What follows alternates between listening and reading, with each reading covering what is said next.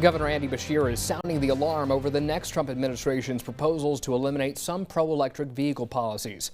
Beshear has pitched Kentucky as the electric vehicle battery production capital of the country and shared concerns on CBS's Face the Nation this past weekend that as many as 10,000 jobs could be affected. He stressed that he believed the projects should continue.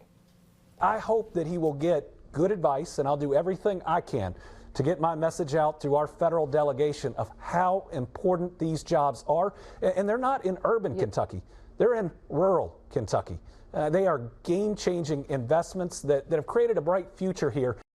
Fox 56 News political analyst Jonathan Miller says we'll likely have to wait and see before we know how a specific policy will impact Kentucky jobs. Republicans in Kentucky's congressional delegation, like Congressman Andy Barr, say that they support ending the EV tax credit.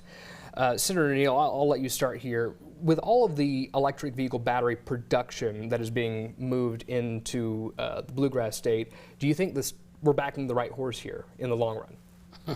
We're engaged. We're going to back that horse. I can guarantee you that. And on the good side of it, it provides what, 5,000? I think they're projecting in terms of jobs. That's huge. And being a leader and on the front end of that, but that doesn't mean we don't have problems to cure. For instance, there's some environmental issues that have to be addressed going forward. But as it relates to this particular piece, to de-incentivize, in other words, you got these vehicles that are costing more, the cost hasn't come down sufficiently, and now you're going to take that piece that incentivizes the purchases of those vehicles that works against us in Kentucky as it relates to Blue Oval. So I think that this is something that we can't, I don't understand those who are from Kentucky who would embrace that, but sometimes national policy or what you're trying to do nationally comes in conflict with various areas of the country, and this is one of those instances. Senator Bledsoe, do you see how any potential policy right now could affect Kentucky EV jobs? I think we'll have to wait and see. You know, Kentucky's been a long advanced manufacturing state. We've been a long automotive manufacturing state. So it's not surprising that we're kind of on the cutting edge of some of these conversations about batteries or energy or automotive policy in general. I think the question is, how do we balance free enterprise and innovation with consumer demand? And I think that's something that Kentucky's still going to have to figure out as we see people make choices about what vehicles and what mode of transportation they want, what kind of vehicle they want.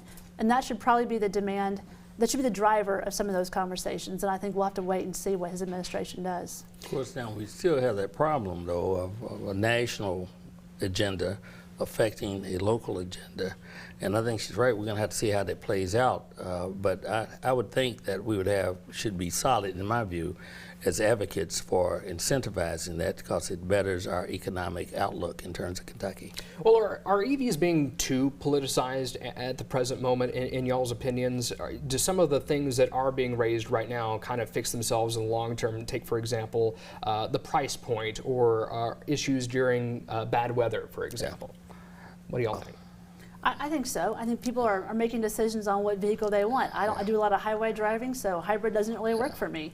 I don't want to have an EV right now just because of the getting energy right now for my own benefit doesn't seem to make sense for me. So I'm not choosing that. Other people want those ideas and it fits their lifestyle and they're making those choices. So the key, I think, for me as a policymaker is making sure we have as many options and that choices people can have that make sense for them. And then also trying to balance that innovation side of things, because we're in a really interesting time of innovation. As batteries get cheaper, you might have more people being able to make, as the price point changes, they can make those choices. Yeah, but at the same time, we've made an investment as a state. We've taken the collective resource and invested in something that portends to give us a better future economically. So we should not de-incentivize that. We should incentivize that, and I agree. People are going to make their choices whether we like it or not. But the fact of the matter is that there are some pros, obviously, that comes from the EV piece, and I think we should think a little bit about that. I would think we would want to incentivize as opposed to take the incentive out of it. We got just under a minute left here, and I want to point out something that the governor also raised in his interview, which is that a lot of the people that would likely be affected if jobs were cut were Trump voters, that many of them are in these rural areas. Do you think that the political lean of a lot of the people that could be affected by possible cuts, again I say possible, could have any sway on the decision making that's made in D.C.? I doubt it. And I want to say that I think people manufacturing changes all the time. Technology changes all the time as demands and consumer choices change. And so if it doesn't happen, I have no doubt that they'll turn that battery plant into a battery plant that makes sense for something else. I'm not sure that what happens in Kentucky is going to drive too much of the federal conversation.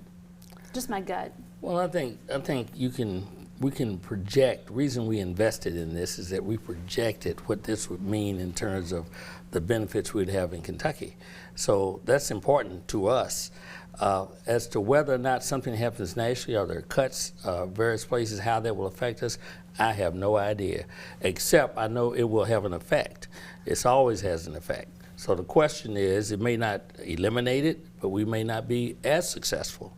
Or maybe we don't meddle with it, and maybe we get what we project as an outcome. So all of that stuff is always speculative, but I think in the scope of things, I think it does have an effect. Well, as we've been saying, we'll just have to wait and see. We'll have to leave it right there, but we still have more ahead this morning to discuss.